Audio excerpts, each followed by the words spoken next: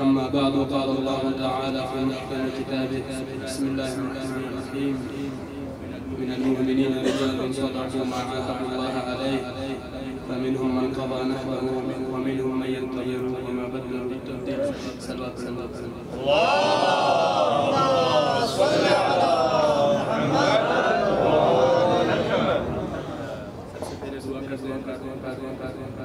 پروردگار عالمین کی بارگاہ میں لا الہ الا اللہ ہماری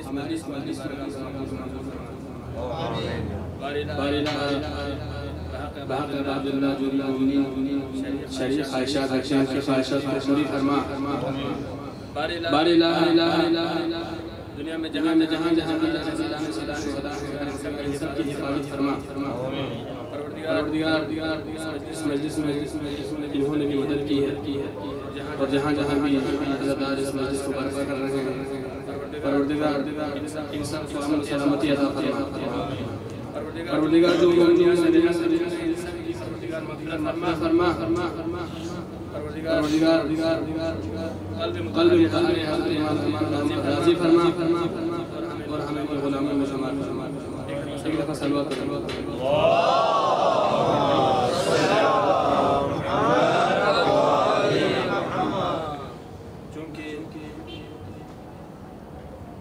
ایک موضوع ہے حسین اور میراث انبیاء اس کے اوپر ہماری گفتگو ہونی ہے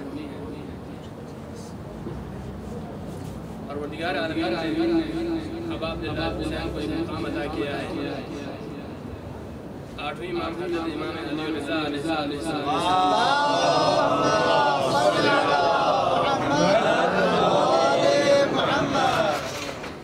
یہ ایک مشہور روایت ہے اور تمام مختلف کتابوں میں اس روایت کو درج کیا گیا ہے ابن شبیر جو کہ امام علیہ السلام کے صحابی ہیں ان سے خطاب کرتے ہوئے فرمایا کہ ابن شبیر ان کنت باقیا لشیء فابکی علی الحسین فرمایا کہ اگر تم کسی چیز کے لیے رونا چاہتے ہو اگر تم رونا چاہتے ہو کسی چیز کے لیے تو فابکی علی الحسین تو حسین رونے کے لیے سب سے زیادہ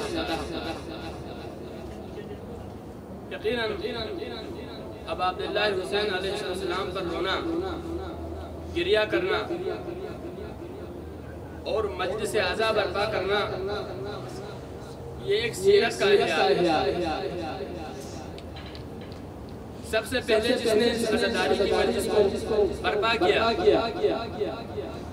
وہ جناب زینب الکبریٰ سلام اللہ علیہ جنہوں نے رہائی شرط کہ ہمیں سب سے پہلے مظلوم بنانے دیا تو لہذا ہم اس حد پر چل رہے ہیں سیرت پر چل رہے ہیں جو سیرت جناب زینب الکبریٰ کا تو لہذا عزاداری کی مجلسوں کو صرف ایک رسم سیرت سمجھے بلکہ یہ کردار ہے اور اس کردار کے ذریعے صلوات پڑھیں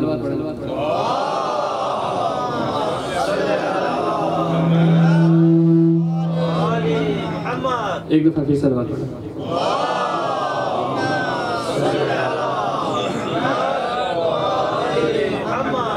تو لہٰذا یہ ہماری خوش قسمتی ہے کہ ہم جناب زینب کبریٰ اور مولا امام سجاد کی یاد میں یہاں پر جمع ہوئے ہیں فرمایا کہ ابن شبیب ان کنت باقیا لشیء فابکی علی الحسین کہ اگر تم رونا چاہتے ہو کسی چیز کے لیے تو حسین پر گریہ کرو ایک حدیث میں حضرت امام جعفر صادق علیہ السلام ارشاد فرماتے ہیں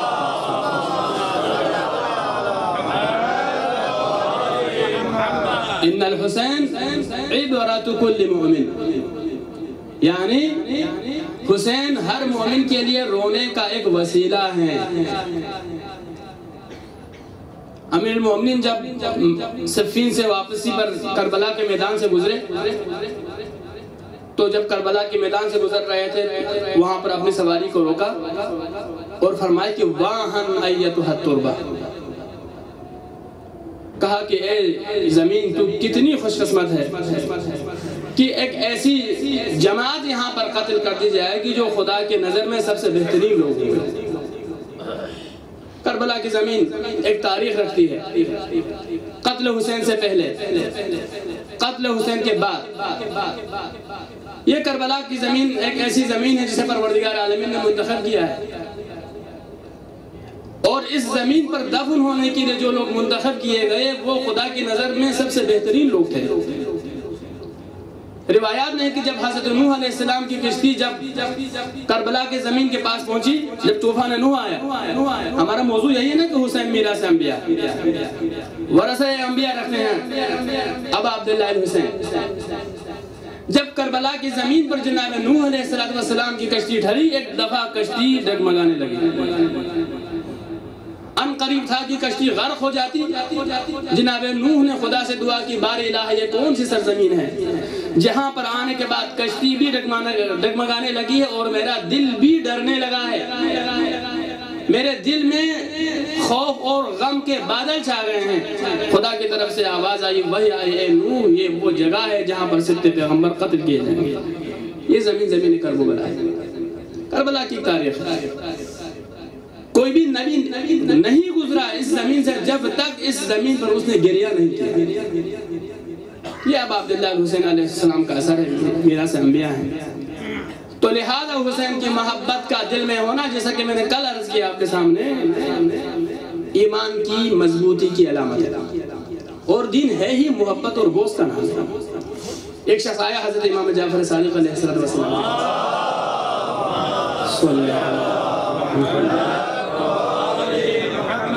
کہا کہ حل الحب والبغض فی الدین، کیا دین میں عداوت اور محبت ہے؟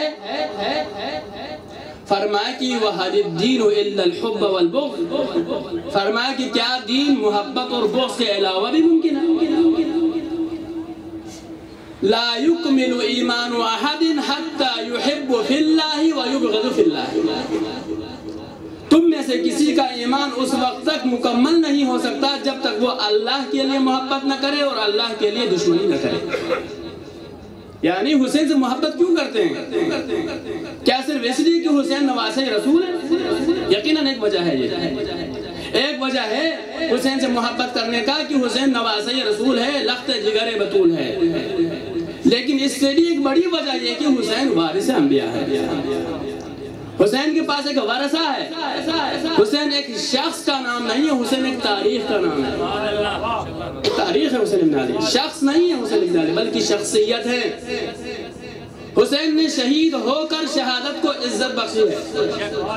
حسین نے راہ خدا میں قتل ہو کر اس آیت کو واضح کر دیا، وَلَا تَحْسَبَنَّ الَّذِينَ قُتِلُوا فِي سَبِيلِ اللَّهِ أَمْوَاتًا۔ دیکھو شہید اس طرح زندہ ہوتے ہیں جیسے کہ امام خمینی نے فرمایا تھا کہ محرم الحرام تلوار پر خون کے فتح کمائے، یہ خون کو فتح حاصل ہوئی ہے۔ کیا خوب کہا، اسلام زندہ ہوتا ہے ہر کربلا کے بعد، قتل حسین اصل میں مر گئی یزید۔ یقیناً ابا عبداللہ الحسین نے قتل ہو کے بتا دیا کہ مقتول کے اندر ایک قوت ہے جو قتل کرنے کے باوجود اس قوت کو حاصل نہیں کر سکتا۔ مظلومیت کے اندر ایک ایسی قوت پوشیدہ ہے کہ ظالم فنا ہو جائیں گے مگر مظلوم باقی رہے گا، اور ہے ابا عبداللہ الحسین۔ کیا خوب کہا، حقا کی بنا لا الہ است حسین، وارث انبیاء ہے نا حسین ابن علی۔ انبیاء کیا پیغام لے کر آئے؟ کوئی بھی نبی ایسا نہیں آیا کہ جس کا پیغام یہ نہ ہو کہ لا الہ الا اللہ، آدم نبی اللہ، لا الہ الا اللہ نوح نبی اللہ۔ ہر نبی کا پہلا کلمہ یہی تھا کہ وہ لا الہ الا اللہ کے کلمے کو دنیا میں پھیلانے کے لیے اور لا الہ اللہ کی توحید کو دنیا میں پہنچانے کے لیے آئے۔ پیغمبروں کا پہلا کام یہی تھا کہ وہ خدا کی توحید کو پہنچائیں۔ پیغمبروں کا کام لا الہ الا اللہ کی تبلیغ کو پہنچانا تھا، اور حسین کا کام لا الہ الا اللہ کے تبلیغ کو بچانا تھا۔ تو لہذا وارث انبیاء ہوا، اسی لیے کہتے ہیں، فخر سے کہتے ہیں السلام علیکہ یا وارث آدم صفوۃ اللہ، کہ ہمارا سلام ہو۔ یہ ہم نے نہیں کہا ہے، یہ ہم نے نہیں بنایا یہ سلام۔ اگر ہم زیارت وارثہ پڑھتے ہیں تو یہ امام جعفر صادق علیہ السلام سے مروی ہے۔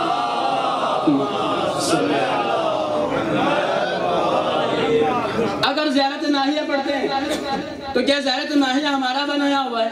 نہیں ہے. زیارت ناحیہ حضرت امام زمان عجل اللہ تعالیٰ فرجہ شریف کی زیارت ہے.